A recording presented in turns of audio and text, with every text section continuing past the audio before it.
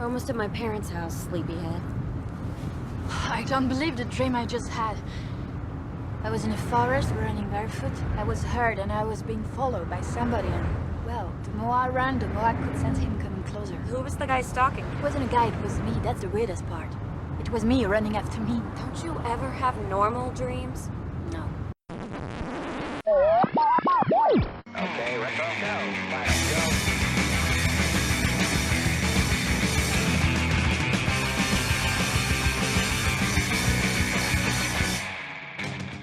Hello and welcome. Welcome and hello. This is Wait, You Haven't Seen? It's a show where we talk about movies, and specifically, we talk about a movie at least one of us has never seen before. I'm your host, Travis, aka TV's Travis. This is episode number 271, and our movie this week is 2003's High Tension, also known as Switchblade Romance. We'll get to that in a little bit. And joining me to talk about it, because he felt like torturing me, it's from the Part-Time Gamers, it's Theo. Woohoo! How you doing? I am doing well. I am glad to be back on the show. I love that last time we visited a movie that's very near and dear to my heart, which was No Escape. And I was so glad to introduce that to you because that movie is literally, I mean, two words float across my mind: hidden gem. And especially when you see certain actors like in their younger stages of their career, and then you kind of watch this movie and yeah, you get the 90s of it, but it was such a great one where it's like, oh yeah, this is nice.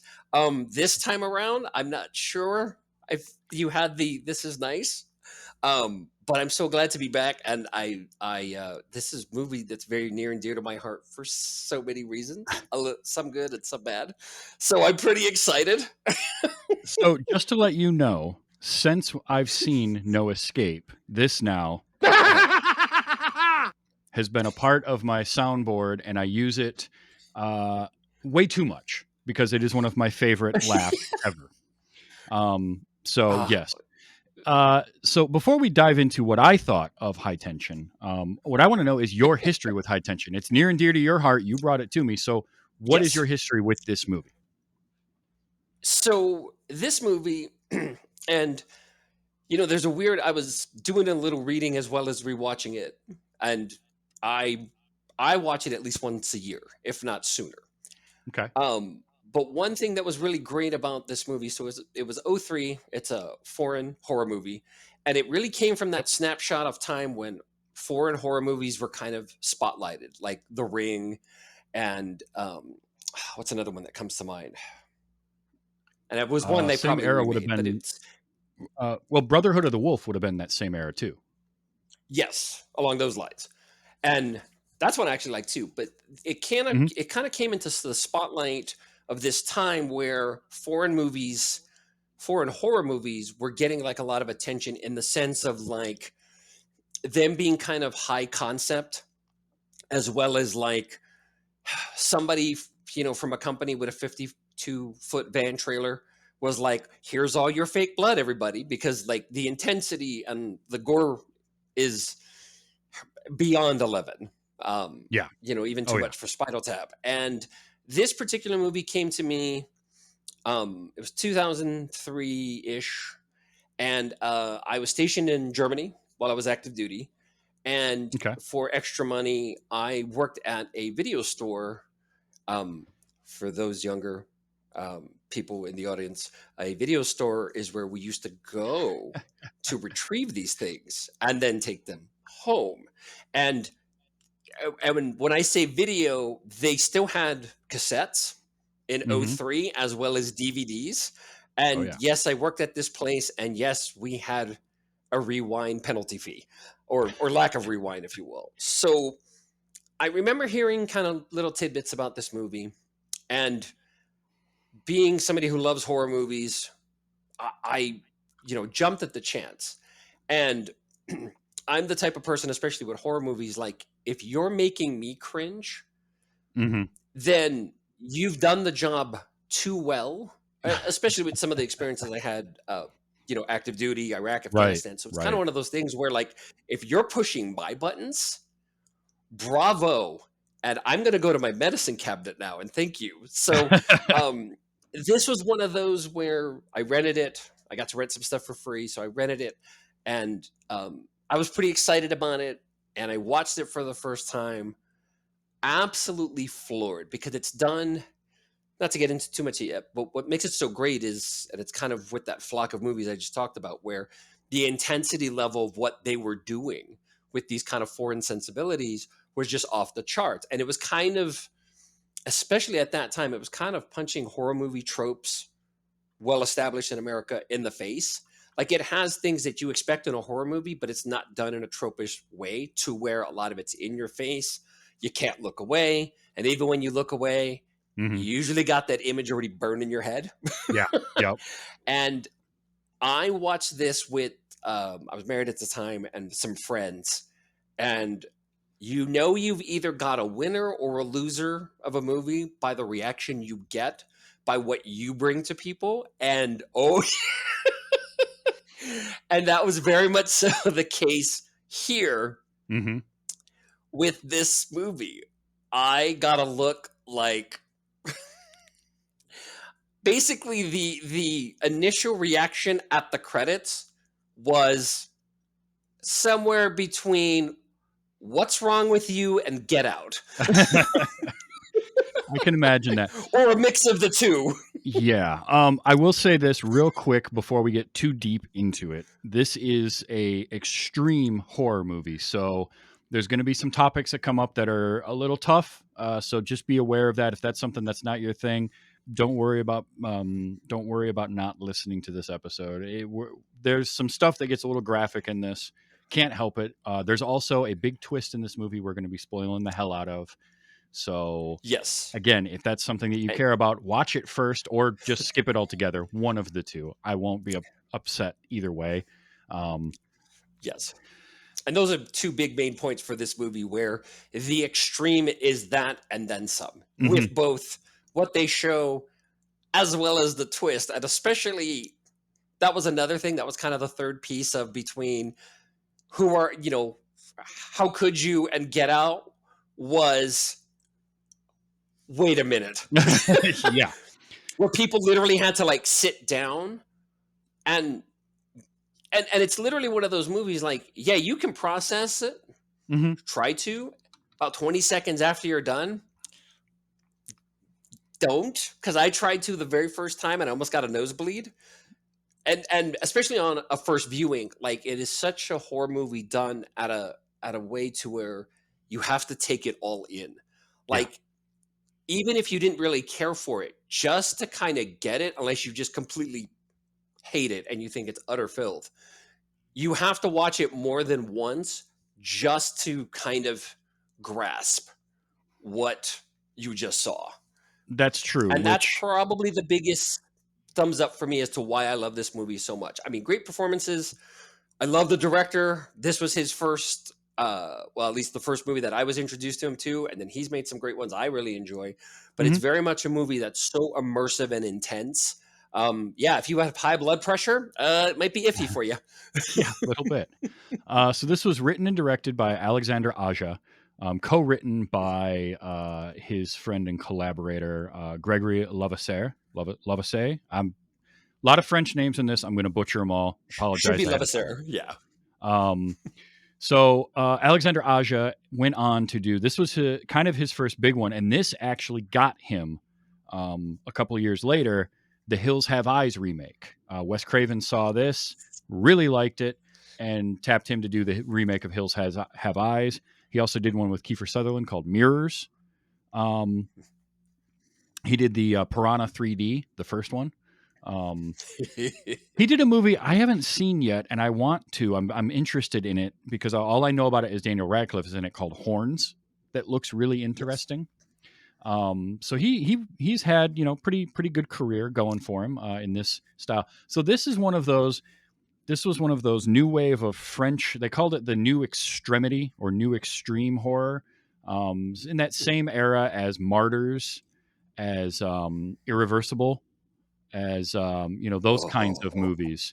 And the thing with French, especially French horror movies, is, and they don't have to, but they go hard. They really push the envelope of kind of what they take that. And I talk about this a lot, where like art should make you feel something, and it's not always good what it makes you feel. Sometimes art is going to make you, and a lot of these French horror films, especially, I seem to notice, really push that into the like, boy, it's almost too much. Like it's not quite.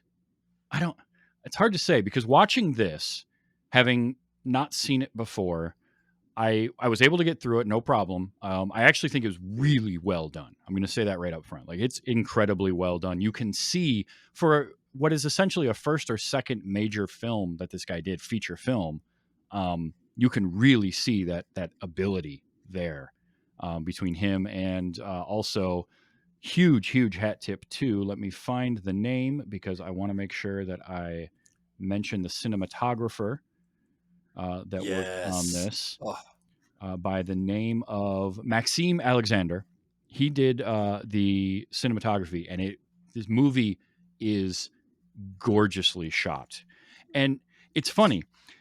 I have said in the past that I don't love home invasion horror, and yet I've seen a couple of them now that I've really liked. Hush being one of those from Mike Flanagan. Hush was yes. really good.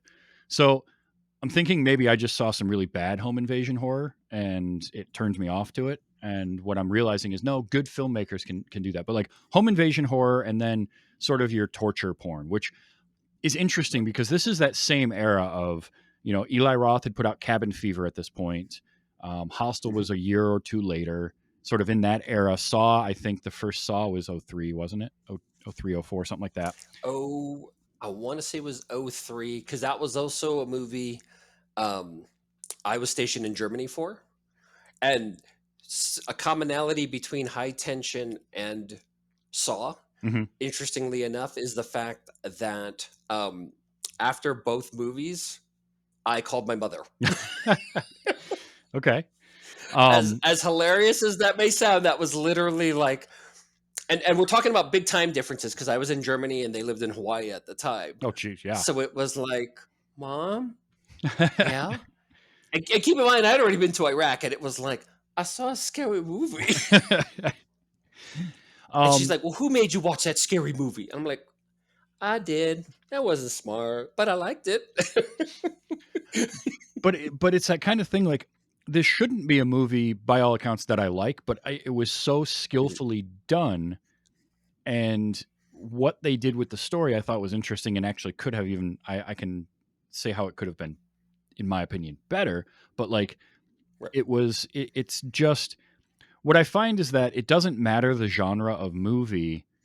If it's well made, I'm probably going to like it. And it's sort of my thing with music. I'm the same way with music. I have certain things that I listen to and I like, but I appreciate well done music. Like I'm not a big pop music fan, but man, you some Right. pop songs are just they're popular for a reason. Um, Mhm. and a movie like this is just so expertly crafted that I am able to kind of see it as more than just this extremely bloody, extremely violent, extremely dark film, which it is all of those things, but it's so well made. Oh, yes. Um, but yeah, Aja went on to have quite a career. I was taken by this. Now I'm going to say this also up front because this was a bit of a bummer, but it didn't detract at all for me. I Mhm. had a inkling of what the twist was going to be. Um, I had watched.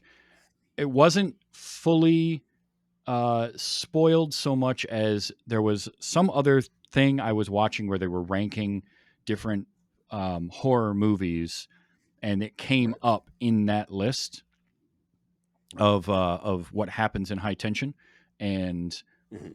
it sort of kind of passed through. And then as I started watching it, I realized, oh, that's right. I know what's going to happen here. It didn't take away from Right. it for me, which is nice. And Right. part of that is they really signpost the twist. So the story is that Marie and Alex, or Alexa, I I've seen it written in both ways, but in the version that I watched, Right. they just called her Alex.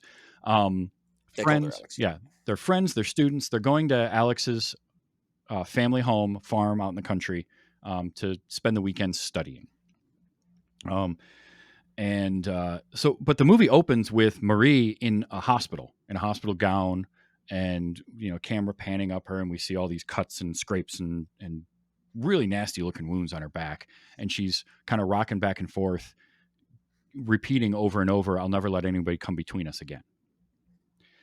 And then we get this flashback to her being chased through the woods, and then she wakes up in the back of the car, and it was a dream.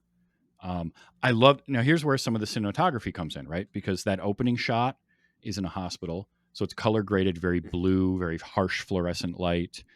The flashback, we get a quick. I did like this. Right before we cut to the flashback, we hear a voice saying, "Are we recording?" Yes. And then we go to the flashback. The flashback is same kind of blue tint and all of that.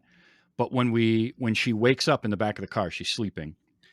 She wakes up and everything is much warmer. The lighting is changed. And so now we're in present time.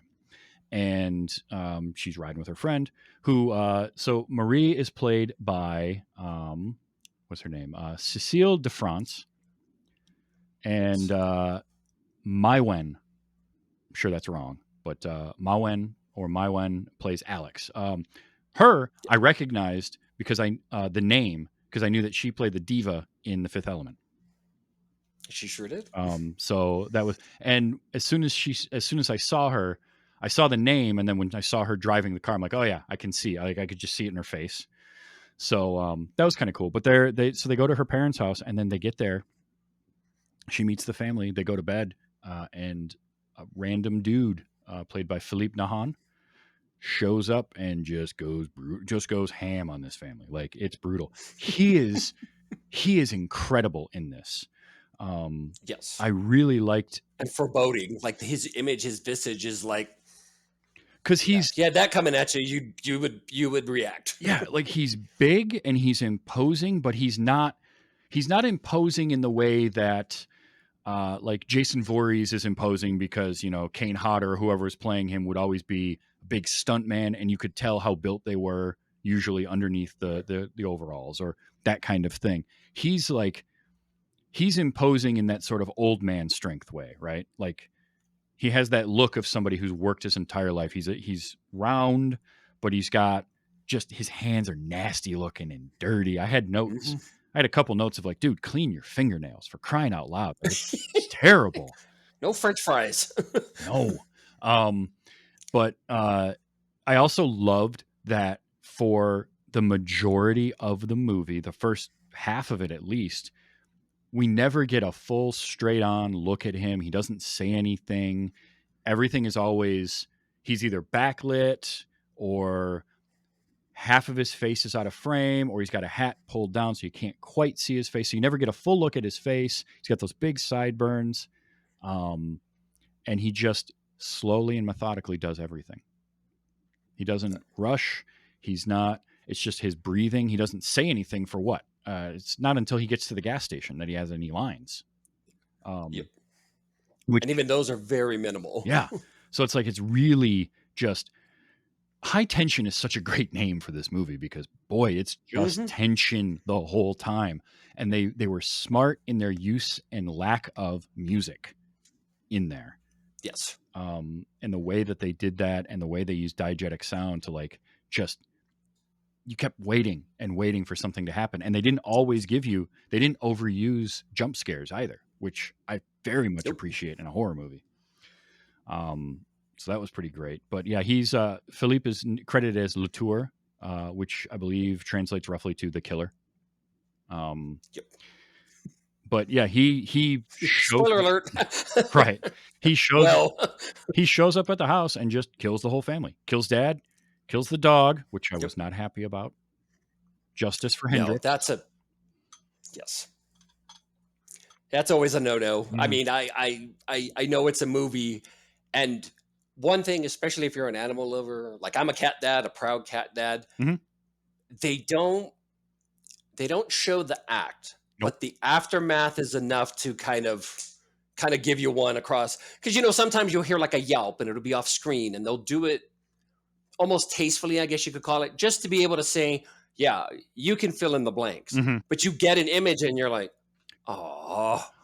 I was expecting the yelp. We didn't get that, and then we just get Nope. the dog hitting the ground, and like they obviously it was, I think, fake, a fake Yep. dog, but like blood on the dog. And look, easiest way to get me to hate your killer: have him kill a dog. Boom, done. Um, Yep. but he kills the dad. He kills the dog. That wakes up mom, who comes downstairs to find this, and then he attacks her.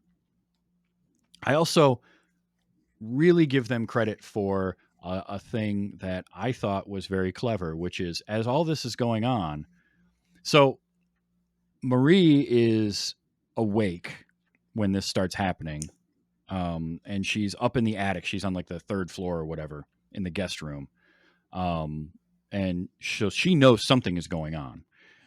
But Alex is asleep this whole time. And there's kind of that horror movie trope of like, well, how does she sleep through all this? There's people screaming and there's all sorts of stuff going on. And when he gets to her room and does the whole creepy, like watching her sleep and wake her up type thing, she's got earplugs in.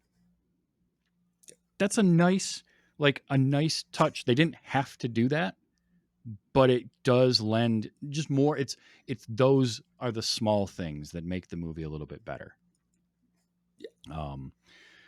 But yeah, he the killer does kill dad, kills the dog, stabs mom, and then eventually ends up killing mom in the bedroom because Marie is scrounging around looking for a phone, goes into the bedroom looking for the cordless phone, has to hide in the closet because she hears him coming.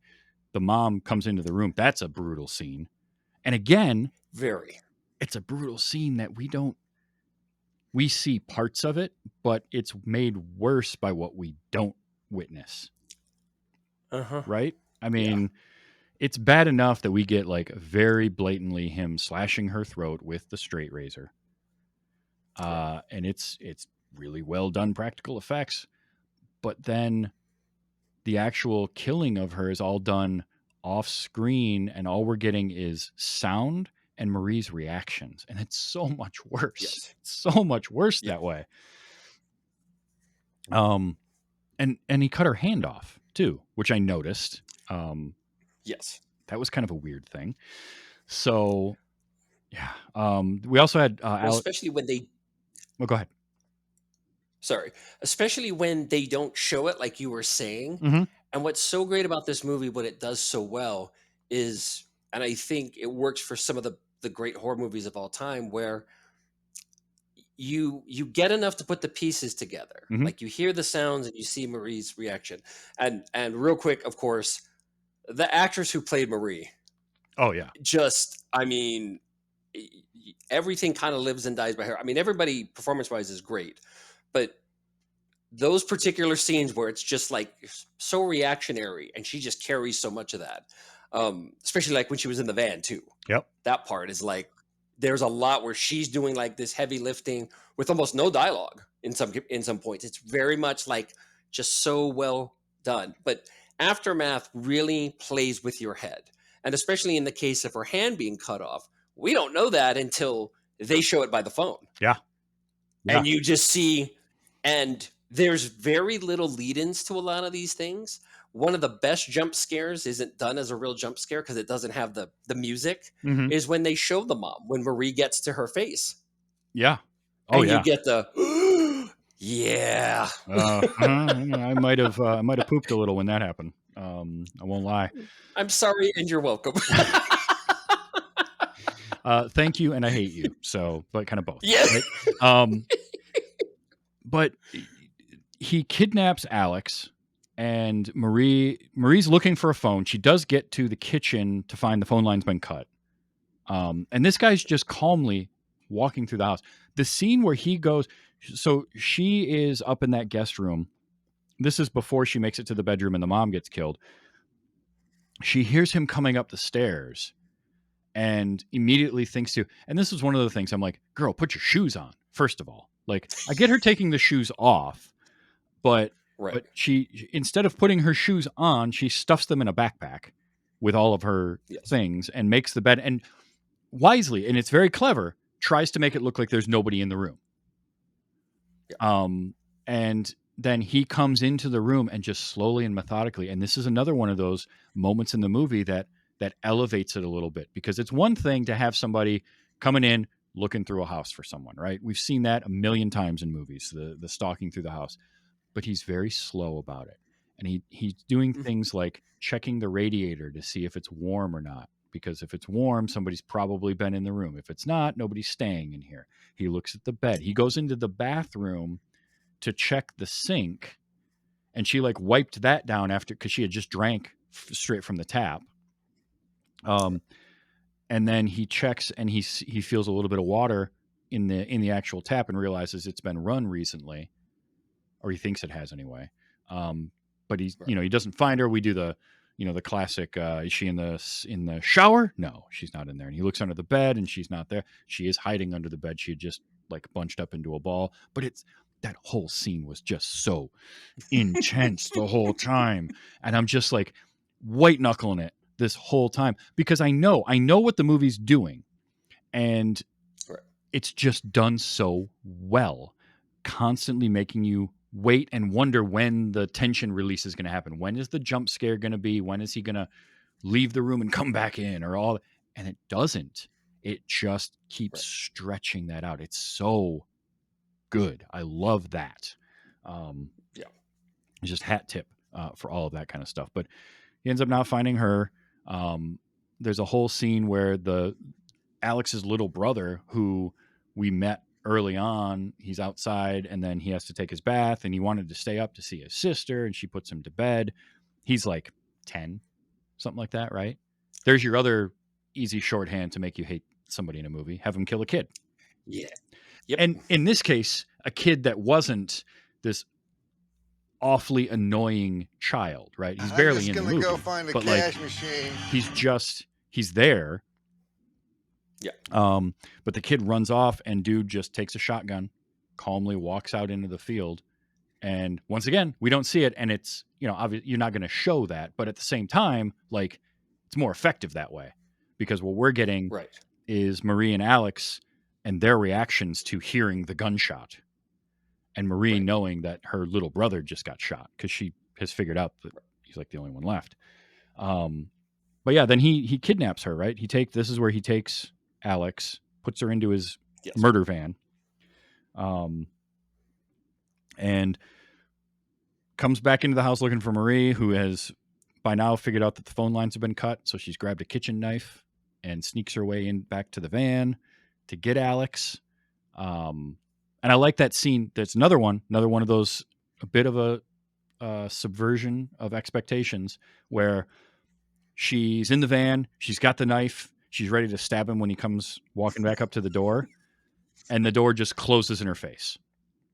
And that's a good version of that, because you very easily could have like the slight confrontation and she somehow gets away, but we don't go that route. So now she's stuck in the back, and he padlocks it, so she's stuck in the back of that truck with Alex, and they drive off. And that whole, like, up until that point, that whole first part of the movie is just constantly intense. Yes. You can hear your hair getting whiter. Yeah. Like, some of the stuff is just so, like, high tension, more like hyperventilating tension. Mm-hmm. Like, I remember, and once again, it's not just a matter of, well, I've seen this movie and I've seen that.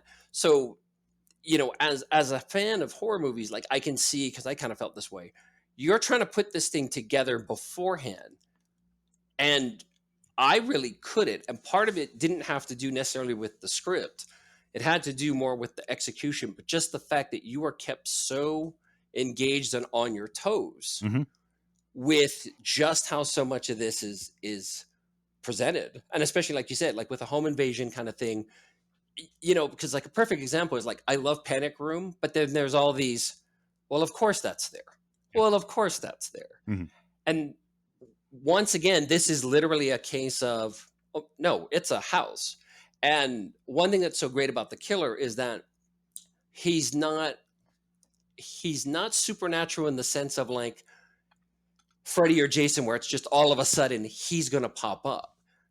The geography is there visually when they show him where he's going, and none of it is like this rage monster kind of like, I'm going to get you, Sydney, or anything like that. It is very much like, he's walking through doing this checkpoint by checkpoint, number by number, Yeah. and you can't help but to go, tomorrow maybe we should have meatloaf at the house. Maybe, you know what? Maybe I will sell all my cryptocurrency. It didn't exist. It was 2003. But there's this, I wouldn't say nonchalant, but there is this kind of, when you watch him do what he does, even just movements, not necessarily in the killings, there's this very well done type of just casual cadence. He just goes in. It's a methodical and like familiar. He's just used to doing this. It's just what he does. Yes. Is just Yes. casually walk around, and then like even the death of the dad. So like that one, because that's our first kill, and arguably the most brutal. There's a couple others that you could say are probably worse, but like the way he does it, because he shows up at the house in the middle of the night, starts ringing the doorbell, just buzzing the doorbell over and over. The dog starts barking. Dad comes down, throwing his robe on. He's like, okay. Opens up the door and just boom, like was it claw hammer or razor blade or something right to the face. Like just as soon as he opens the door. And so now you've got the dad, and he's trying to like crawl up the stairs, and the guy just calmly walks in and very slowly gets up next to the dad and pushes his head through the I don't know what you'd call them on the staircase, the spindles, The rails. the rails on the staircase. Just calmly and slowly takes his foot, puts it on the guy's like back of his head, and just pushes him so his head squeezes through there, and now he's stuck. And then just walks down and grabs a big old credenza and lines it up to just shove it across the floor and decapitate the dad. Like rough. And he does all this, and it sort of reminds me of one of the things that made Hannibal Lecter such a scary character was how they talk about like he did all this stuff and his heart rate never raised above whatever it was, right? That's the feeling I get from this, the way this character moves around is like, yeah, his heart rate never goes up. He's just flatlined the whole time, just calm, walks, does this thing, this horrendous thing, and then wipe the blade off and continue on. Yep. And it's all to like this, like if he was cleaning the kitchen, like that's such a good point to where it's like, it's just, Yep. Get your head in there. Maybe I should go fly fishing this weekend. Oh, let me cut that off. And I think that's what makes it even more like terrifying because it's part of the tropes, but it's such an expectation that the killer is just going to be, kind of wild and demonstrative, and like it's all going to just be in your face. And then you watch a movie like this, and as an audience member, you're watching it and you're like, he's just doing it. Like it's what he does in such a way where not only is he calm, but it's calming. And at no point is he like breaking a sweat, or is at no point does he look nervous, or like this is his first time. Like he's making, like he's changing a routine in some way. And it's not so much a routine like a serial sense, but it is very much where it's like A, B, C. It's mundane for him. It's just another day for him to do this. And what it does is it makes that character be that much more unsettling, right? Because it's the boring nature of it, and the fact that we don't have backstory to it. Like we don't know why he's doing that, to the point where when Marie is leaving the closet and the mom is laying there, her last words as she's dying are "why?" Yeah. And so then so they leave. So now they're in the truck. They're driving away. There's a moment in the house where he takes a photo that had Alex in it, and he uses his razor blade and cuts her face out of the photo. And when he takes that and puts it onto his rear view mirror with all the photos of other girls that he's presumably caught and done something to, there's a shot, and there's just the faintest little smirk and smile as he's driving with her in the back. And that to me was the most unsettling of all of it, just that tiny little bit. But then of course he's got to stop and get fuel, right? Trucks got to have gas. That thing probably has horrendous gas mileage. It's looks like an old Citroen, maybe. Yeah. So, And with all the body weight he's carrying, like it's always weighed down. oh yeah, absolutely. Yeah. While they're driving, he does turn the radio on, which is enough sound for Marie to be able to like get the back door unlocked using the kitchen knife and something else. I kept waiting and waiting, and again, the movie didn't do it, but I kept waiting for her to like slip and cut herself trying to get that door open with the knife. So there again is that damn tension, right? The movie just has me on edge, like it's gonna happen. It happens all the time. Somebody's trying to do something with a knife, they force it, slip, cut themselves, and now they're bleeding. And they got to deal with it. No, didn't do that. So another hat tip to you, movie. But they get to the gas station. She gets out as he's fueling up, and here again, another tension-filled moment, right? All we're getting is the sound of like crickets and the tick, tick, tick of the gas going into the tank from the gas pump as she's walking across into the service station. But she does get in there, tries to tell the guy working, hey, call the police. He is confused, which understandably so. I would have been. I would have been very confused. Why is this young woman coming in here looking rough and telling me to call the police? And then he looks up and he sees somebody he knows come walking in. And then we get, yet another tense filled, like it's just tension after tension after tension. All of these scenes filled to the brim with it. So she's hiding in the store. Dude comes in. He's talking to him. He knows Jimmy. They're bantering back and forth. There's the really weird moment where Jimmy's reaching for the pistol under the counter, and the guy just reaches over and touches his hand to get his attention and like stop him. That was so much better in such a worse way than anything else he could have done in that moment. Right? There's so many different ways that could have gone, and that was the most unsettling way that could have gone. Just this like almost light little touch of the hand. Yeah. But he does ask Jimmy to get him some booze, which it's not supposed to sell booze that late, but it's fine. Just get him out of here. And we get one of the better kind of jump scare moments in it, which is two of them, right? Because first it's he asks him for some J&B, and when he gets the bottle, turns around, the guy's right there. He's like, she's right there. Yep. On second thought, I want whatever this one is that's up on the top shelf. Like the Campbell. Yeah. Like, so that was a good enough jump scare. But then when he gets the Campbell and he turns around and it's just Jack Halloran, Dick Halloran, axe right to the chest. Like it was straight out of The Shining. Yes. Yeah. Which I did read probably was done as an homage to that. It was the homage. Yep. So yeah, he just gets axe right to the chest. And again, just all these kills are so brutal. Like he doesn't just axe him in the chest with the axe still stuck into him. He stands on his back to like push it in further. Like, dude, seriously, he's dead. You don't have to kill him again. Anger issues. Yeah, a little bit. So she runs and hides in the bathroom, but she hides in the men's room. And I found it kind of interesting because the killer goes into, like, he hears something. He shuts all the lights off, puts up the close sign, right? Hears something. So he goes after whatever he heard, goes through the restaurant area, to the washrooms, goes into the women's, and she didn't hide there. It's like she went that way, but then went into the men's room because I guess I don't know if it was locked or what. But he checks all the stalls in the women's, but then when he goes into the men's, she's hiding, and we keep waiting for him to start checking stalls. Nope, he just says take a leak. Right. Just take a leak, and of course, he doesn't wash his hands and leaves. No. Hence the fingers again. Yeah, I know, man. That yeah. Did you want pink eye? Because that's how you get pink eye, right?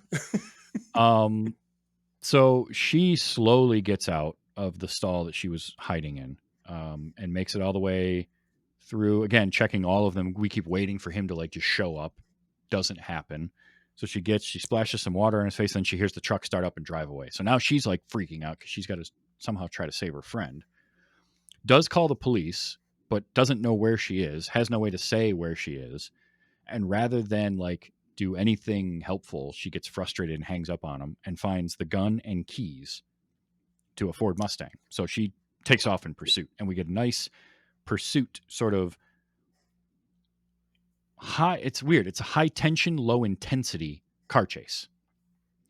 Right. Because it's not a car chase in the traditional sense of like action movie car chase with a whole lot going on, but there's so much Right. tension involved in it.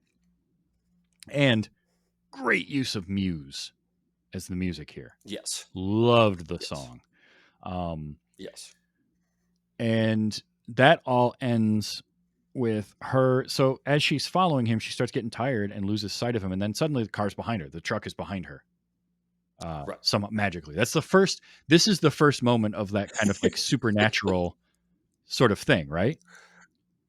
Yes. Well, I think that's the first part where you start.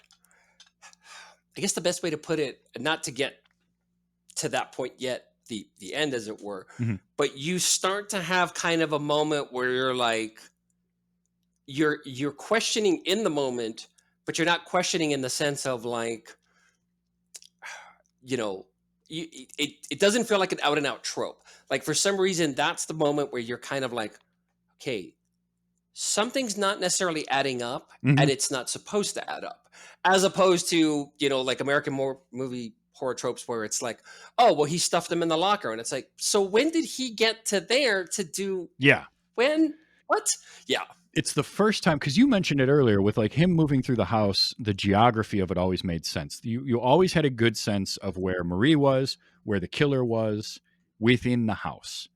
And this is the first Yes. time where that's flipped on its head, because all of a sudden his truck that was in front, she loses sight of it and kind of doing the long blinks, and then it's behind her and it's smashing into the back of the Mustang that she's driving. Right.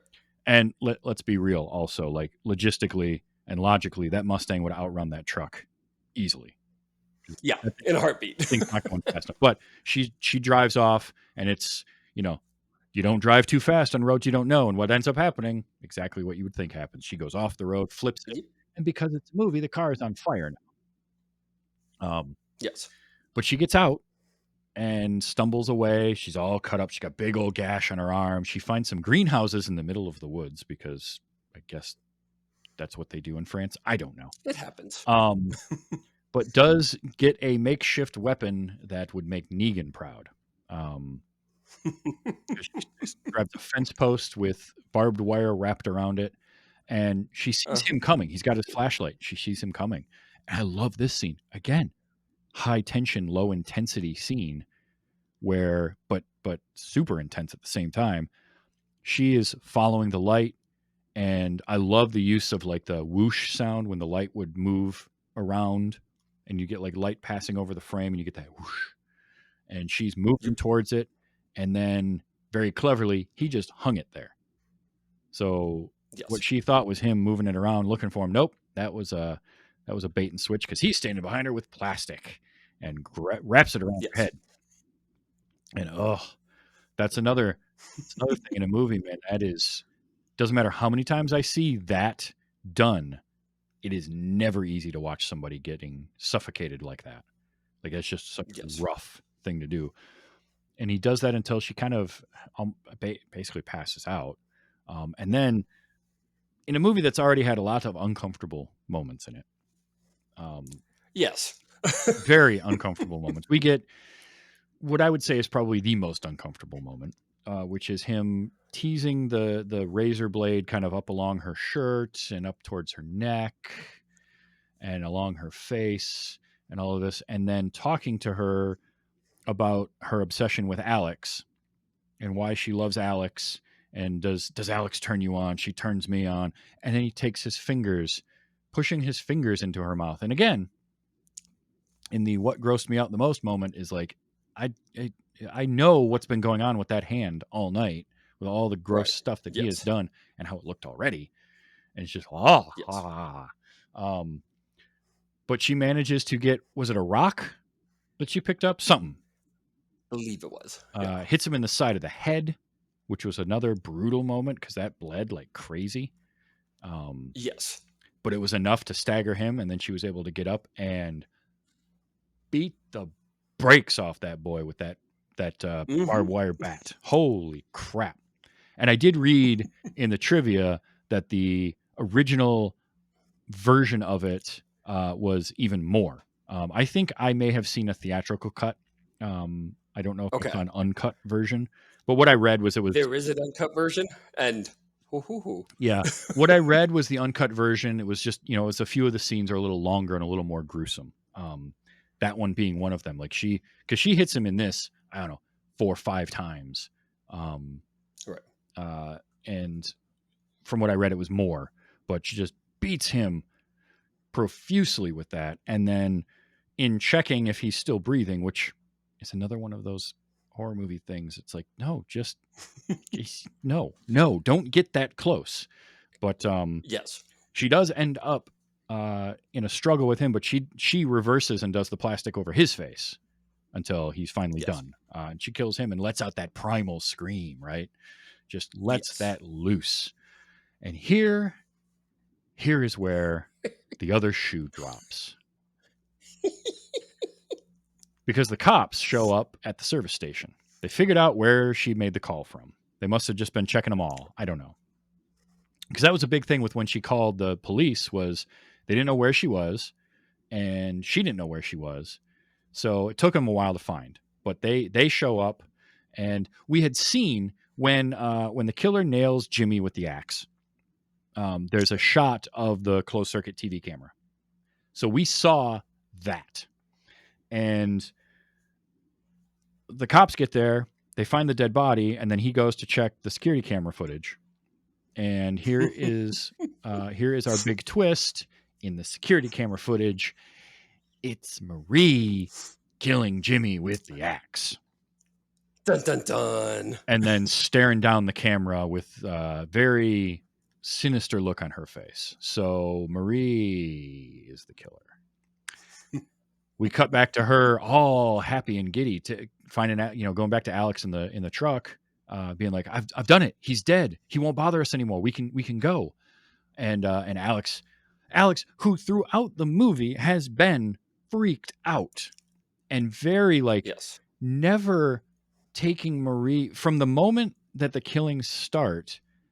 Alex never seemed comfortable with Marie throughout the movie. Yes. But you could kind of chalk it up to shock and, her family getting murdered by this guy and all that kind of stuff. And now we realize, oh, no, it's because Marie is actually cuckoo for Cocoa Puffs and has been doing all of this.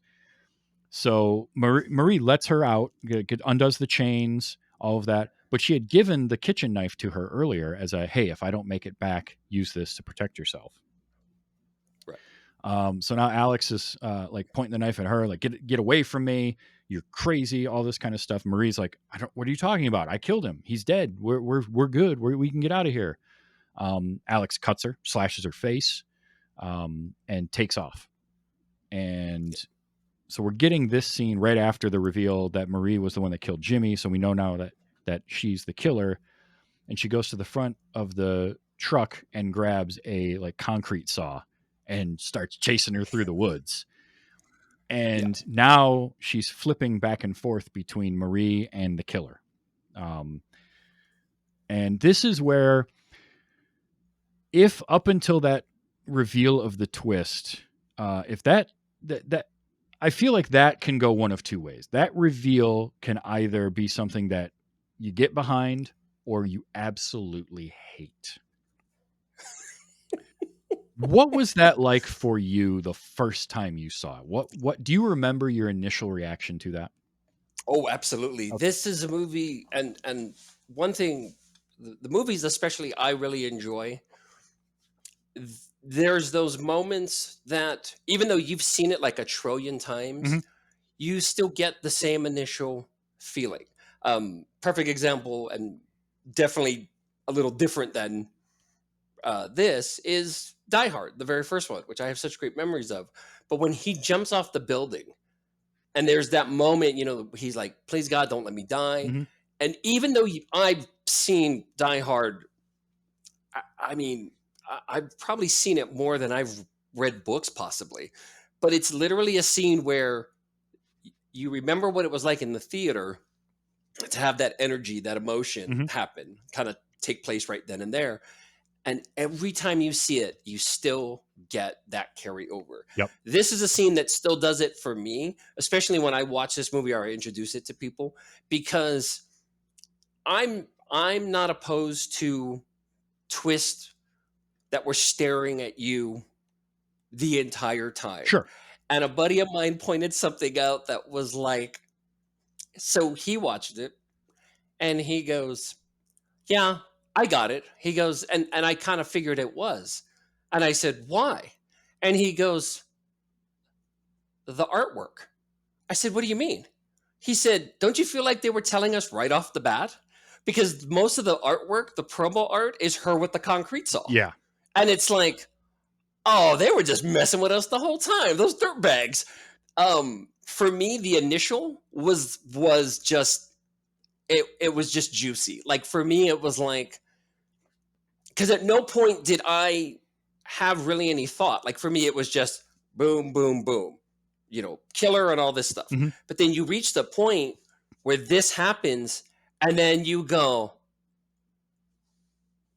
oh, like it's either satisfying or you're gonna throw your drink at the screen. Sure. Sure. There's no middle ground. Like this is one of those twists that like you're either along for the ride or you're like, check please.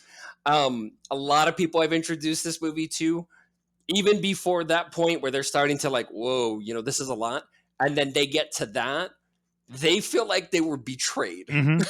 I can absolutely see that. So, Yes. as I said, I had that somewhat spoiled for me. I don't think it really hurt the moment for me because I was invested in all the tension and everything that was going on, Yes. and then to have that reveal, I don't think would have been something that I wanted to throw my drink at the screen necessarily. I wouldn't have been Mhm. checking out there. But when I did do some reading about this, originally the idea was that we were going to go the entirety of the movie before that was revealed. That we were going to get all the Right. way to the end of it, and then like the cops would wheel in a VCR and be like, show her the footage and be like, you want to revise your story.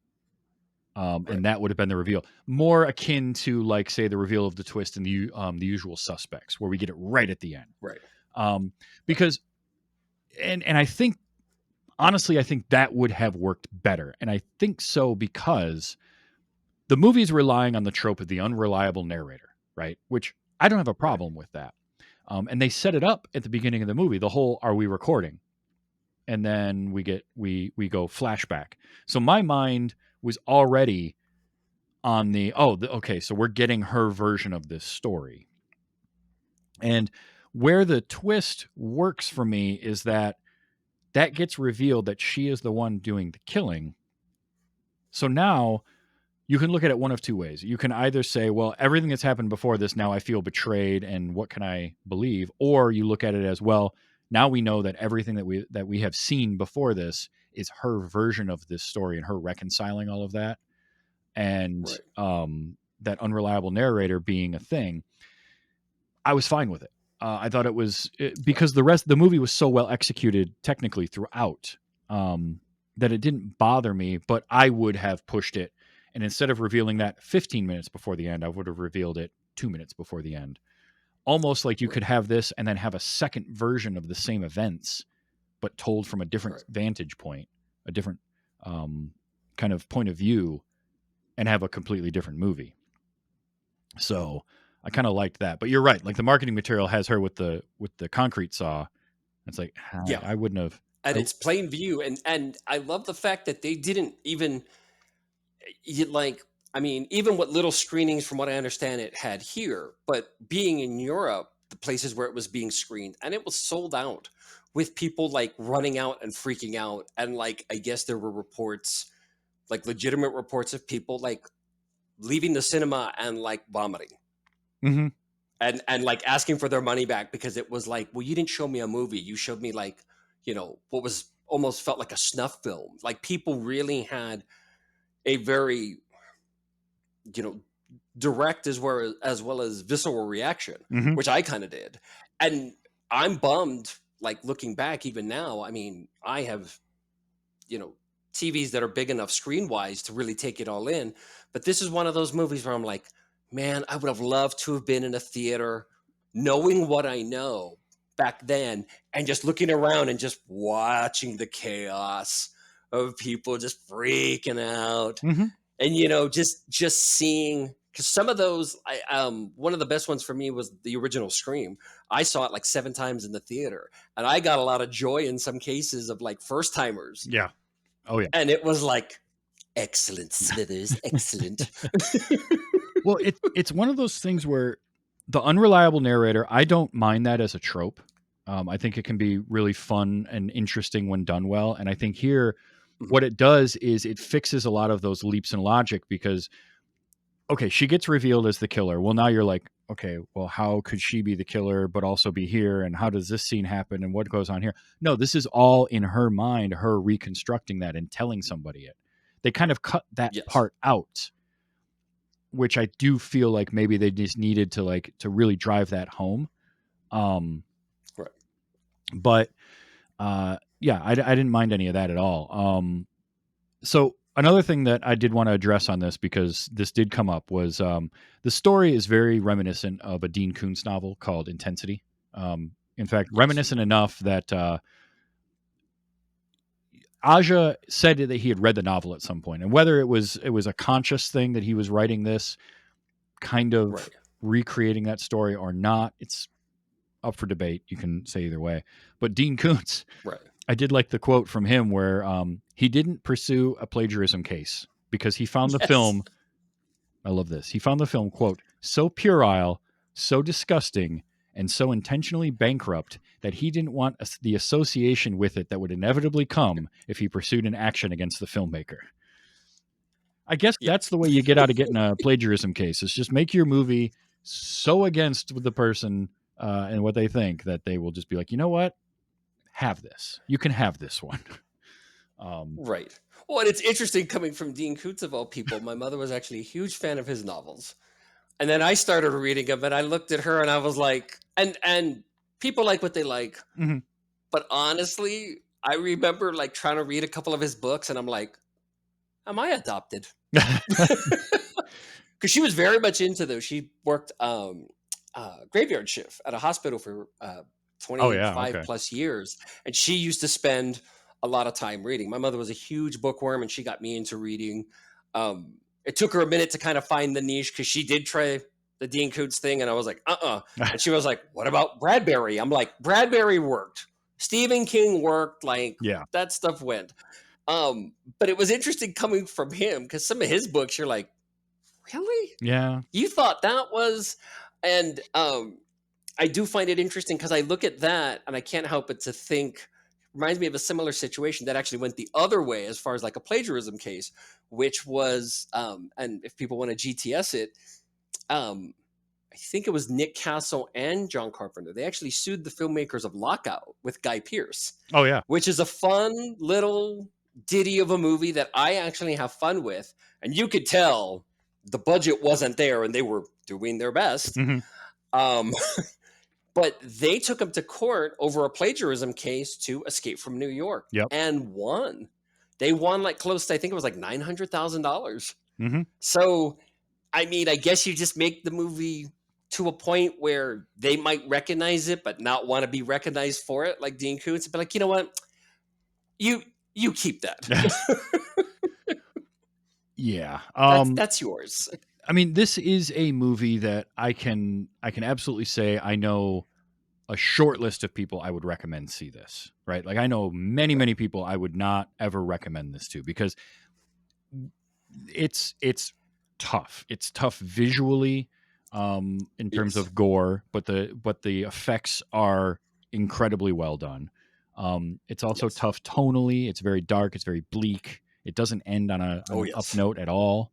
Like we spend the entire movie thinking we're following our hero, our protagonist, to turn out that it's not them. And that's really tough. It's also like our introduction to the killer in the movie is a shot. And again, this is a scene that doesn't really exist, right? Like this is something she made up, but he is he is getting pleasured in a van, and then we find out, oh well, it's an actual head. Head. Yeah. And Yeah. that was one of those where I was like, am I going to make it through this movie? Oh, yeah. Like that was a point where I was questioning if I was going to finish this one or not. And Yes. thankfully the implications were there, but it never strayed any further in that direction. That was the worst that Yes. got. And interestingly enough, that was like the opening bit to The Killer. And it kind of was, I don't know if it was intentional on the filmmaker's part, but it was a little bit of a, okay, we're going to go for a bumpy ride intentionally. Mm-hmm. Here's just a little snippet of what's going to happen. And it's a little bit, it's like this interesting, almost intentional, at least I see it, like looking back, tease as to kind of what's to come. Because when I saw it with the group originally, I was like, oh, like for me, it was like, whoa, but it drew me in further. And I'm looking around the room and I'm getting a lot of this. Yeah. Like you could see people perspire like down their neck, mm-hmm. but it hadn't started at their head. It was that kind of uncomfortable, like internalized tension where it's like it's something that hits to such a core. And I think great horror, well, I mean, great art, great cinema hits at an emotional level, but this was like, it wasn't a hit. It was like, let me run over your foot. Yeah. You know? and to its credit, like one of the reasons that this movie works for me is that that's as far as they step on that line. And for the rest of the movie, they backed away from that line and they decided to toe different lines. And I think a poorer version of this type of movie pushes that envelope even further. And I don't think you need to. I think that's as far as that needed to go, of sort of come out swinging, do the Mike Tyson thing, right? Come out swinging, throw some haymakers early on, and then just give us tension throughout the rest of the movie. And that works because now you don't have to then one up that. That's bad enough. And now we just worry that that's going to happen throughout the rest of it. Yes. So, but again, big precursor as far as like, hey guys. Yeah. And again, that could be the type of thing that makes somebody just cut out right there. And I wouldn't fault you for that. I'll be honest. Like I wouldn't. Right.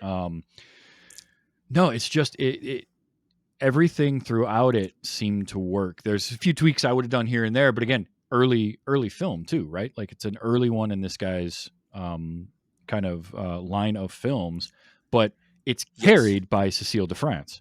Her performance as Marie she is just fantastic. She's off the chain. 100% all the way through. And I don't want to go too much into, it's funny that we're recording this in June during Pride Month because there is definitely some queer coding in this movie. Absolutely. But I'm not going to go too far into that because I personally am not qualified enough to really talk about it. But what I will say was my take on it was, if you took that aspect of it out, the whole idea of Marie being in love with and obsessed with Alex, that is not incumbent upon it being a lesbian relationship. That could have been any relationship. Right. And because of that, I think that's another thing that makes it work, because it gives you are going to get out of that whatever you want to from it, in my opinion.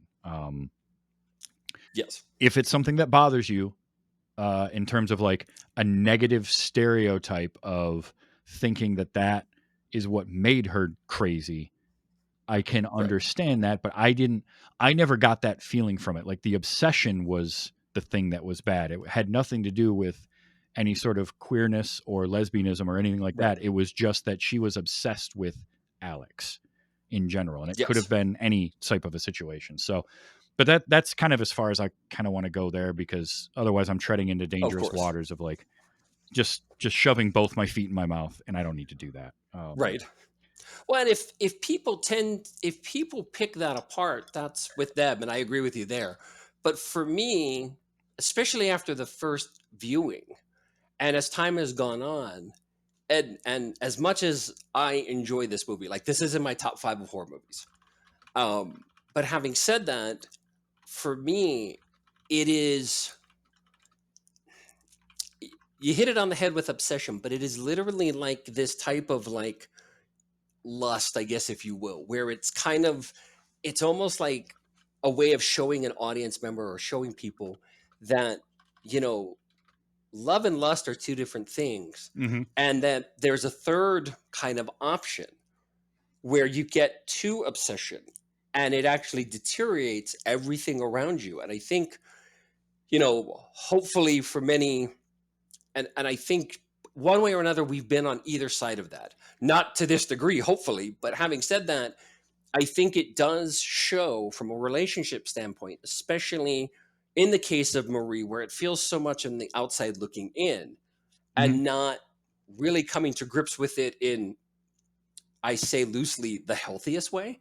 Um, Yeah. But it is, I think it is very much presented to where it can be anybody. And that we've been, that many of us might have felt on other side of that, where it was like, we're not being seen. Why won't they see me? And then the other side of it's like, this is not what you, this is not what I wanted, or this is not what you think it is, but it is in your mind. And when it gets to that third point of obsession, the way it tends to just eat away at a person in such a sense to where it encompasses and kind of implodes on them. And for me, like that was one of the huge takeaways theme wise, because I think we've all felt some degree in our life, once again, hopefully not like this, to where not even necessarily rejected, because they don't really give way to her making an advance to Alex. It is very much, so much encompassed. It's so much of Marie's psyche and makeup, literally, to where it turns her into something beyond her control, to the point where it's still her, but it's like this kind of, you know, this infectious version of her. And I think we've felt that way at some point. And it's like, I mean, I know for me, you know, there's been relationships where I get dumped and I was devastated. And it was like, why me? Like, why? And obviously, fortunately, I've never taken it to this degree. But there's something about when it tears at you and then you don't know how to heal from it. So you almost let it tear at you. Yeah. I guess you could say. I had an instance where I was with someone for 2 years right out of my divorce. And it was very difficult because when we split, I was just cast aside and it was kind of my own doing. Our relationship started kind of tumultuous because I was going through a divorce and I thought we finally reached that point where like, we're going to be okay. And she claimed she needed a trip to kind of take away from everything. Well, little did I know, after the breakup about 4 months later, it was to be with someone else on Kauai. And I think what made it even worse, it was I knew who the person was. Yeah. And it was even more so to where there was that part of me where it's like, I want to act out. Like, how could you? And there's all these kind of emotions that kind of tear away at your energy, your emotions, because it is, you know, love, lust, things at that level, you know, those type of feelings, when they're so high and raised, logic went away for the winner. Yeah. Yeah. You know, and we don't go looking for it. Like many of us, unfortunately, it takes time to get there, and we kind of scrape our heads, if you will, for like, okay, you know, what do I do? Like, you know, how do I hang on to this? Or like, what do I do with this information? Do I confront her? Do I confront him?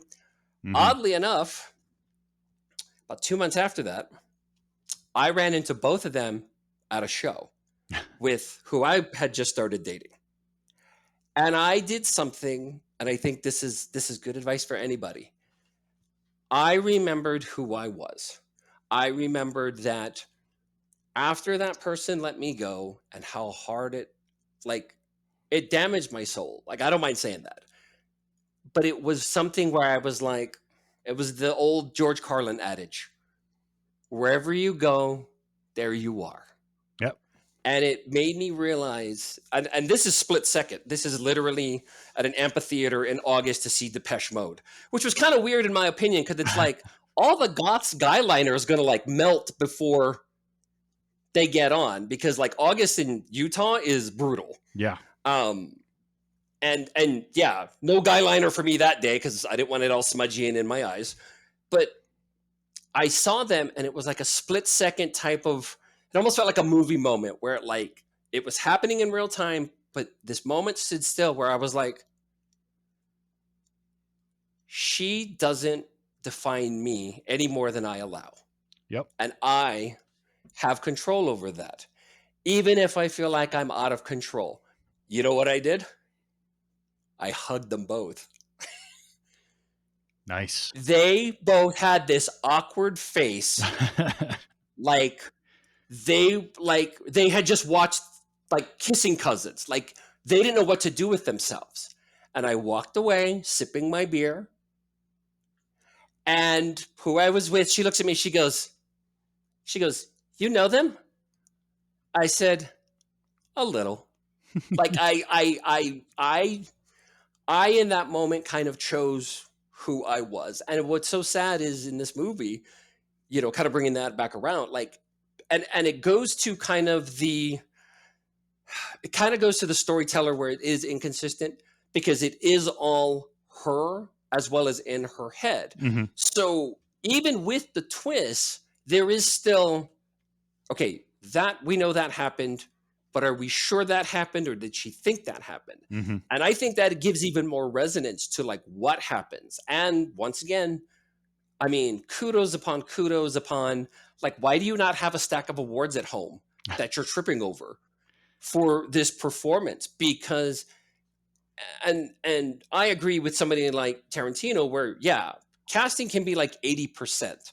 And you think about certain roles, like I just don't think if I had seen this movie, and I can think of very few people off the top of my head that might have been able to pull this off. And at the time, she was essentially a no-name.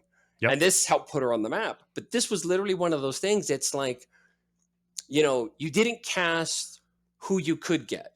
You cast who you needed. Yeah. And you knew you needed them the second, like, it feels like this casting was almost like kind of lightning in a bottle. Like, I mean, obviously there was a process of auditioning, but I have to think like something like this, to where this one actress carries so much, and it's like she's doing triple duty. Yeah. Killer, victim, narrator. And then it's all intertwined in such an inconnective way, but it's all together. Yeah. And yeah, it is literally like, oh, well, you want to get this actress? We have the budget for that. It's like, no, I need that person. Mm-hmm. And she knocked it out of the park 100%. But I think such a great theme that I think it really imposes on the audience is like just how our minds, especially in an emotional state, when we want someone to a point where that's all we become. Yeah. And what it can turn us into. I mean, obviously, this is a very extreme version of that. Oh, sure. But I think it makes that case extremely well. It does. And it's one of those things that what I found was, since I watched it, I've thought about it a lot. And I both want to know more. I want to know more backstory. I want to know leading up to that, because we get glimpses of it when she mentions that, oh, there's a picture of you, in the house from our trip to Spain. But that's it. That's all we get, is like, we know that they're students together, they're friends, and they've gone to Spain together. That's it as far as backstory between Alex and Marie. Right. And then because of that, we get there is no backstory to the killer, because there is no killer. Like, the killer is Marie. And so throughout the movie, you're wondering what the motivation is for any of that. And then when we get that motivation, we realize it's not what we expected at all. Like, it's a very interesting movie. And I've sat with it and just sort of both wanted to know more, and at the same time, I just want to let this be in its own little bottle and exist there. Yes. And leave me asking those questions. And so yes, in all of those ways, this did exactly what it needed to do. There are a few tweaks I might have done, like I say, because I guess the screenplay version of the film was the version that had the reveal right at the end, and they Right. Aja talked to Luc Besson and actually got some Mm-hmm. advice from him, and he convinced them to move the reveal to the different spot. I wouldn't have done it that way, but that's just me. Right. You know, end of the day, he made a great kind of cult classic horror movie that, look, you got to like horror movies. You got to like extremely violent horror movies. I get all of that. Yeah. But if that's your cup of tea and you haven't watched High Tension, watch it. And if you have, watch it again, because you're going to find there's going to be stuff that you'll pick up on that you didn't your first watch. Oh, yes. The detail is amazing, as a lot of the framing is done, not just as far as the story, but visually. And yeah, this is a movie that, I guess the best way to put it is, because it was a movie that, like, it needled me. Like, when I was done with it, and after everybody was freaking out and was like, "You're a bad person, go sit in the corner." Like, perfect example was the many times I've seen it. I had said before that I've shown this to people, and there's no middle ground. Like, the reaction is the reaction you're going to have to this thing, especially on the first viewing. Yeah. So, somebody I was dating, and we decided to stay in and just get some takeout and hang out.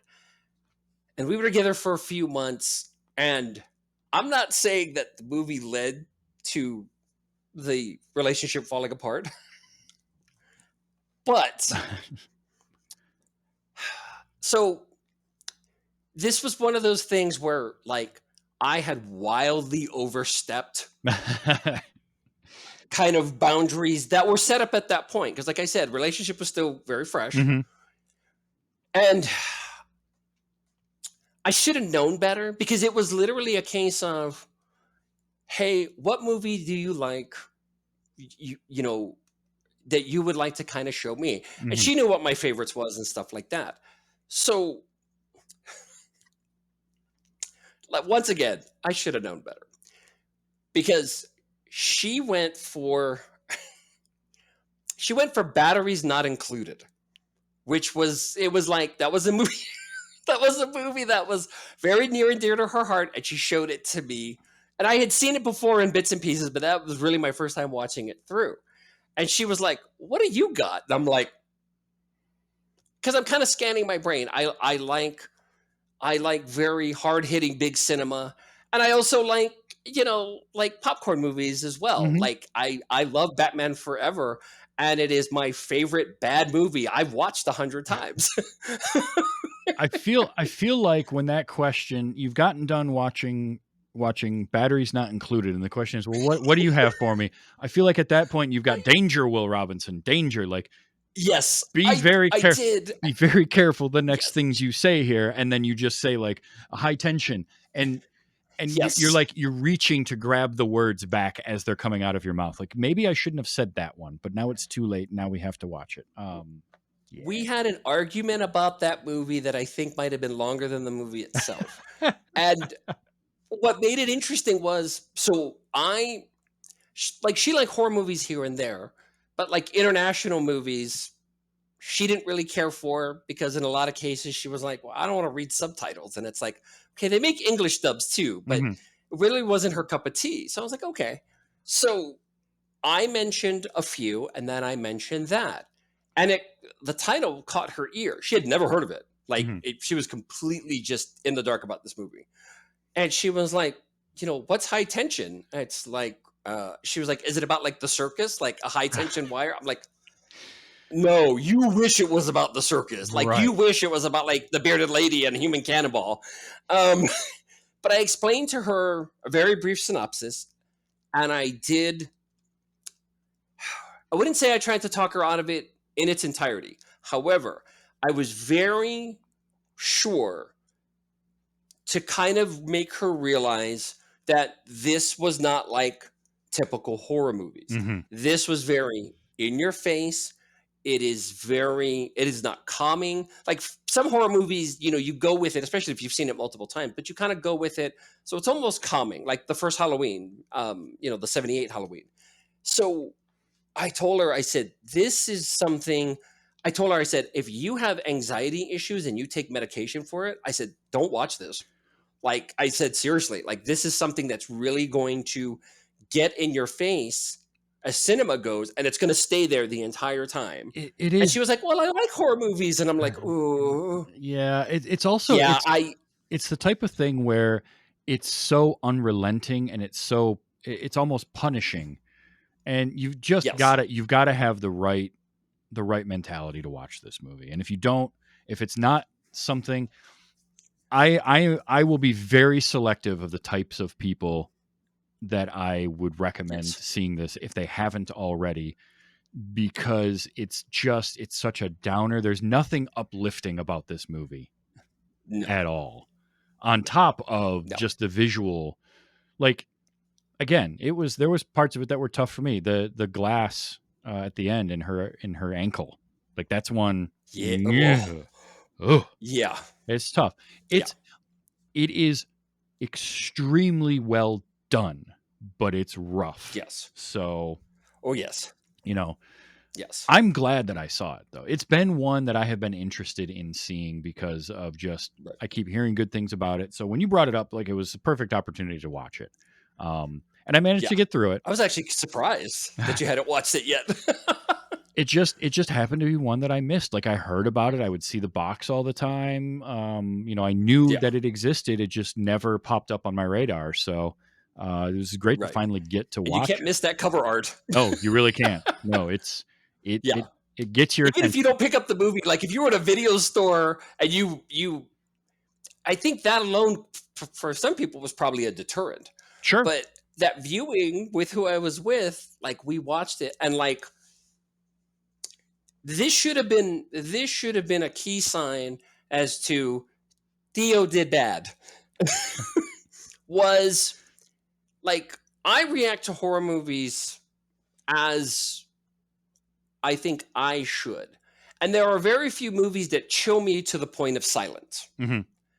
This kind of did that. I had, on the first viewing, I had kind of a, my oh snap moments, but a lot of it, I was so keyed in where, like, they had me. I mean, in mere minutes, the fish hooks were in. Yep.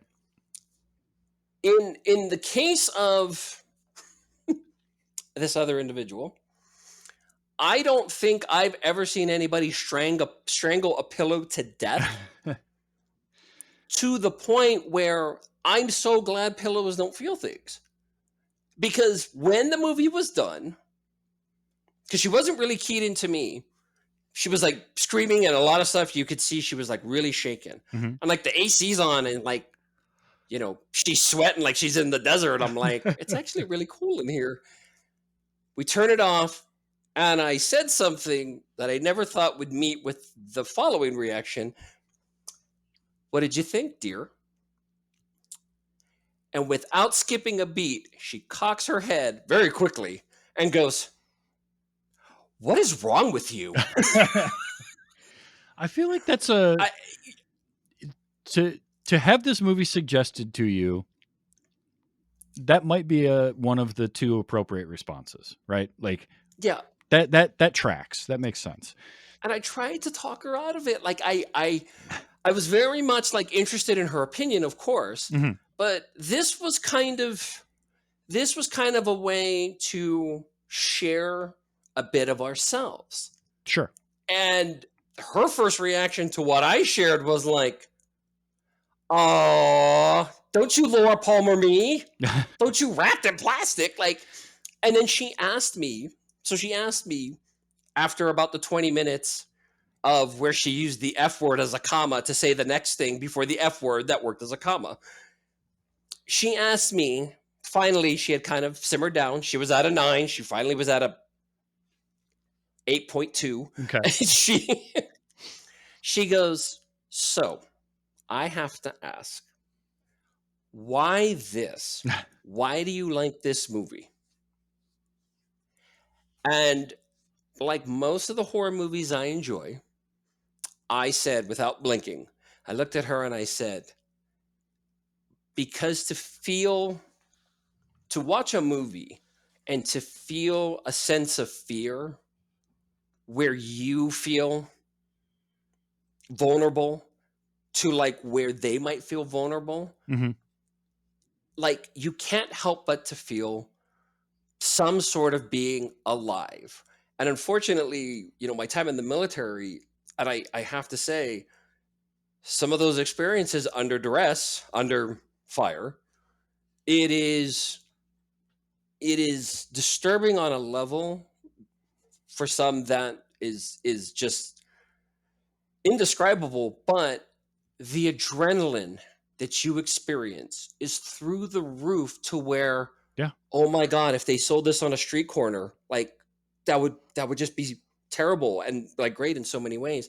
And I explained to her that I was like, and this is safe, like compared to being out there covered in sand, like this is something that grabs me and pulls me in a way that's uncomfortable, but it's the uncomfortable I want, and it's the unpredictability that I want. Because Mm-hmm. like I said, with the Die Hard, I still feel those little points. I've easily watched High Tension at least 15 times, if not more. Die Hard is probably in the hundreds. And I just told her, I said, to just feel that, I said, that is something that I can appreciate. I said, especially when you're talking about like a movie, like, you know how crazy it is, but how wonderful it is to watch a movie or like read a book that you get surrendered to emotionally, where it really just packs a punch. Mm-hmm. And it really like it, it raises your blood pressure, and it does have, lots of tension, pun intended. But it is something like when something grips you like that, like you have to kind of stand in awe, Yeah. good or bad. And she kind of followed that up, to paraphrase, was like, yeah, I don't think you should stay over tonight. So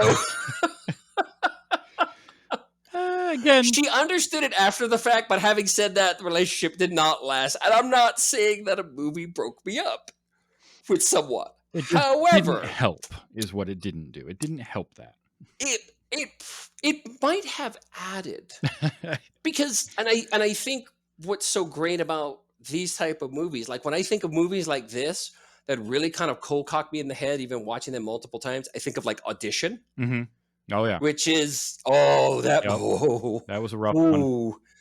that one is, I mean, you talk about like battle royale and you're like, oh god, and then you watch Audition and you're like, what is wrong with these people? Like, it's almost like that old joke where it's like, well, if Stephen King comes up with this stuff, like his nightmares must be like, sunshine and kitty cats and, chasing butterflies in a meadow. Right. It'd Like, have to be. yeah. But for me, movies like this, I mean, when you see something to such a degree that you've never experienced, I'm not even going to say seen, because there is some of the tropes in there and kind of the home invasion category of horror. But when you haven't experienced something like that, Mm-hmm. and you go back to like your first time, and of course, we all remember our first time. Sure. But when you go back to your first time, now I've connected that to the movie, and people are going to be like, oh, yeah. It's like I said, this movie kind of needles at me. Like I just, it made me feel things at such a degree that I love as well as hate, and that's why I love it as much as I do. That's why I recommended it. Yeah, there is. I don't get me wrong. I've had a couple of conversations with myself after showing it to certain people, going, "Am I the baddie?"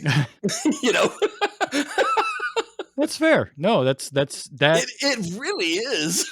That says a lot. But I'm glad that I watched it. You recommended it. It was Yes. a hell of an experience, but Yes. it made me feel things, and it got up to the line, but it was never too much. I got through it. Yes. And so, I now have that, and I have that experience, and I can take that moving forward. So I've got that from it, which is Yes. great. Look, you're 2 for 2 on bringing me movies. In two Thank you. in two widely different ways too. Yes. So something Well, that to be was said the for beauty that. of that was the beauty of having not just my childhood, because when I was growing up, I was big into film. I had one video store in my little town in Hawaii, and he used to pack. He was the guy who owned the video store. Was the guy who put Faces of Death on the rack, Okay. but not like in the special room with the beads. Like, Faces of Death was next to like, The Land Before Time, for God's sake. Like, he didn't have a category system. It was just movie. And then as time went on, I consider myself very grateful for, the friends I have. But this is where I'm almost, no, not almost, I'm grateful for my Gen X upbringing, where if my dad was watching it, we were all watching it. And it's like one of my favorite nerve-wracking experiences of all time that literally made me feel fear for the first time. And it was like, I like it. I was like 8 or 9, but it was the first Terminator, and we watched it at home. And it was like, he was like, oh, it's science fiction. It'll be fine for the kids. And it opens with nuclear holocaust. And Right. we're all like, and this is right around the same time. It's like US and Russia, or USSR at the time. Nuke talks break down, and you're like, This you know, this might actually happen. This might not be science fiction for very long. You couldn't help but to conflate the two, Mhm. even if one was like wildly on one end, and then one thing was actual news that was happening in real time, as well as being somewhat grounded. And on top of that, this is also somebody who was like, hey, you like cars? Well, yeah, Dad, I love cars. We got a movie with cars? Yeah, it's called The Road Warrior. And it's like, yeah. Well, yeah, that's what I love about being Gen X. Like, I was introduced to things, probably a lot of things I wasn't supposed to, but then they led me to like, it's like Spotify. It's like, well, if you like this artist, maybe you'll like this. And that's kind of where I started having curiosity for like movies that were like so obscure. They used to show them at what was called the Cinerama, which was, at the time, it was like a big deal. And another one was the Varsity Twins. This was in Hawaii way back in the day. And these were like real movie houses. And I'm pretty sure they're both gone and torn down. But Varsity Twins was like real small. And that's where I saw Trainspotting for the first time. That uplifting piece of cinema. Oh, yeah. Yeah. Yep, exactly. That jaunty little tale. Yeah, but I love the fact that through my life, I've had like curiosity about movies to where, and it's not necessarily buzz, because like I had heard stuff about High Tension, but I wasn't like following like Cannes or anything like that. So it wasn't like I kind of was like, oh, well, if everybody's watching it, I must too. It was very much the case of, okay, let's give it a whirl. Yeah. And oh yeah, it just hit all the spots. Some of the not so good ones too, but I think to put that on people, and remember, this is before labels and trigger warnings. Yeah. Nobody who saw it for the first time, me included, and other people I've shown it to, had before we go any forward, let's cover a couple of things. Yeah. And when I say a couple, you might want to sit down for this. Yeah. Yeah. Yep. That's yeah. No, I'm glad I'm 2 for 2. See, now there's pressure on me, but I also like that because both movies are different ends of the spectrum. Absolutely. 100%. But they're ones that really made a lasting impression, especially No Escape, because that one was literally like, I was a Ray Liotta fan from Goodfellas, but it was also very much a case of like, oh, okay, Bishop, Lance Hendrickson, like it's got a great little cast, and it's probably got one of the most enjoyable villains of all time, Merrick, Mr. Walter Merrick. Merrick is such a great villain, and it's just the thing. Like with No Escape, is that's a type of movie that doesn't get put out in theaters now. Like that movie is a direct to streaming type of thing. Oh yeah. And yeah, that's Tubi. Yeah. Some of that happens now with some of these horror movies as well. It kind of gets Shudder taking up that mantle and doing that. But I like seeing these things, and I like finding these and discovering Yes, them for the first time. So that was really, really cool. So thank you for that. of course. We'll definitely do this again. Now, you have a show you're part of called the Part Time Gamers, correct? That is correct. What's and I've had your co-hosts on here as well. But Yes. remind people about that and where they can find it. So part-time gamers, which is something I was actually a part of show America's Next Top Podcaster, Hmm. and I got to meet my two great co-hosts through that, and I feel so fortunate because so the podcast had kind of gone um, defunct, if you will, for a little bit. They decided to start it back up and just put it out to everybody, like, "Hey, we need a third chair. Anybody in?" And basically, what we do is we go through, we review some games, and we have themes throughout the month. This month we're on mobile games.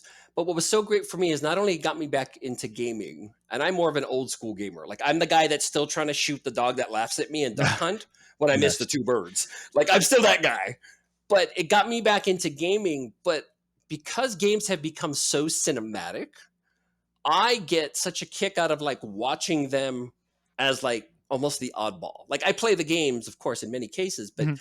I love kind of watching them at that cinematic level. And it's like, oh, well, somebody watched Mad Max like 30 times and Yep. was like, let's change some of the things around and let's call him Angry Mel, you know? Yeah. Yep. Yeah.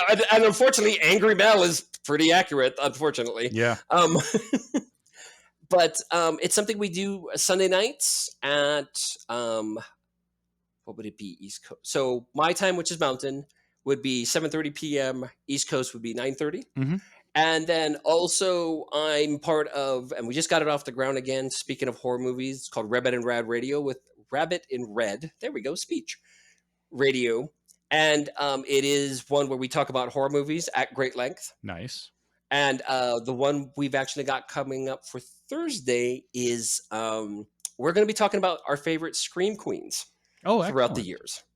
Excellent. And I love coming up with because my partner producer Mike, he's wonderful, and he always comes back to me for like if I have ideals, and I always have an ideal about something, good, bad, or indifferent. But I tend to kind of look at like why I like certain things. Once again, like with this, like High Tension as well as um, No Escape. And I've always been a fan of Scream Queens because I love low budget horror movies. Sure. And like this is one where I'm like doing like history on, where I'm like, once upon a time, Julie Strain was in high school, you know, things like that. So, Excellent. so that one's I'm very excited for because, of course, we got to throw out some of the greats. Hmm. You know, Oh yeah. Sybil Danning. I don't know if she was ever really like a Scream Queen, but yeah, Sybil Danning. Like the first time I saw her on a screen, I'm like, I Uh-huh. feel funny, you know? Yeah. There's a few of those. Yeah. Oh yeah. Oh yeah. Well, excellent. So part-time gamers and then Rabbit and Red Radio. Yes. Okay. And there will be links Yes. to that in the show notes as well to check those out. I've been a guest on Part-Time Gamers a couple times. That's a lot of fun. Cyrenix and September are great as well. You guys do a fun show over there. So Yes. I always appreciate when you have me And on. we have such a good time with it, especially looking at the games we do. And this month it's mobile games. The show we actually have coming up in literally less than an hour is Pokemon Go, Nice. which and maybe I'll get a chance to tell the story on the show coming up. But when we were talking about it, because I had missed the last show, I wasn't feeling well, and I was just actually getting done with my daughter got married last Saturday, which was wonderful. Nice. She married a great guy. He came in, and when I first met him, he was very upfront and direct and just on the level. And I was just like, okay, this has to be an act, Eddie Haskell. Like, you can't be likable. You're the boyfriend. I'm the dad. Yeah. Read the script. You not know how this works. Right. But he's 100% genuine. Such a great guy, such a great fit. Every time I see them together, it makes my heart melt. Oh, Like at the wedding, you know, everybody's getting emotional. and I'm the one sitting there doing grandma funeral cry. I'm and they're like, wow, that's just coming from one person, huh? Oh, and you went to combat. I'm like, combat's different. Like, you survive. You do what you're supposed to. This, and especially with being deployed and so much time in between things, like, I remember walking in and we were about to do a run through, and I just looked over at my daughter and I'm like, for me, it's so sad that yesterday you were like 8, 9 years old and we were in Germany and you were buying ice cream. Mm. And now you're like, that floral pattern doesn't match. We're not buying that couch, Goes quick. So, but part-time gamers. So real quick, Pokemon Go. I and my girlfriend at the time, we were almost jumped while somebody was trying to hunt a Snorlax. Oh, wow. Yes. Yeah. Oh, yes. That's something. Oh, yeah. We returned to the house safely. And I literally just looked and I go, that almost happened, right? Like, I didn't imagine this. Like, this is, yeah. You start to question. Yeah. It's worth it. Yeah, it's such a story where, like, even in retrospect, I'm like, how do you explain it to the cops afterwards, or like in the ER? It's right. like, yeah, so somebody was sparring with a Charmander, and all of a sudden we were thrown in a van. And scene. Oh, wow. Well, definitely check those shows out. Theo, thanks so much for being here. Yes. This was a lot of fun. Always. I love being invited on. And when you come on Part-Time Gamers, or I get to be here, it is always a great time. So now my gears are already clicking for movie 3. Excellent. And yes, and there's a couple, and I feel like I've passed the threshold where, like, I could show them anything, but I also have a couple, like, I kind of have a new cult favorite, and it is literally a movie that was just released. I don't know if you've seen it yet, but we'll talk about that a little bit more offline. Sure. But it is literally one of those things where I love doing this, especially introducing people to movies they haven't seen that especially are near and dear to my heart. Once again, it is kind of opening up like a treasure trove of yourself. Like, yeah, these are the things I like. And in some cases, people love them, which you do, or you go through a breakup. Yeah, no, it can go either way. But I'm with you on that. I love introducing stuff to people. So yeah, we're on the same page. I'm really glad you enjoyed it. Yep. This is a movie that really, I mean, it's one of those movies I can't help but to compare other movies to. Yeah. To where it's just so near and dear to my heart. Mm-hmm. If you enjoyed this conversation, I do this every week. And you can come on back and find it right here, twitch.tv/tvstravis, or YouTube live, youtube.com/@tvstravis. Find the live link there. Sunday nights, typically 8 p.m. Eastern time. It's always flexible. We did a little bit earlier tonight. And then it comes out as a podcast anywhere you get your shows Wednesdays. Also on YouTube as a video version. So you can check that out. And if you're listening to this and you want to find out about this show, more episodes or more shows that I do, you can go to tvstravis.com. There's links there for all the podcasts I'm a part of, merchandise. If you want my silly logo on something, there's a link to the Patreon at patreon.com/WYHS. You can support this show for as little as $1 an episode. You get the episodes a few days earlier. And any bonus content that does get put out goes to Patreon. So definitely check that out. So Theo, thank you so much for being here. It was an absolute blast. And always, thank you for having me. And I look forward to the next time. Like I said, the gears are already gelling. Excellent. For, what can I do next? I mean, what can I show him? Right. That's all. I can't wait. So until next time, just remember to enjoy your movies and let's be excellent to each other.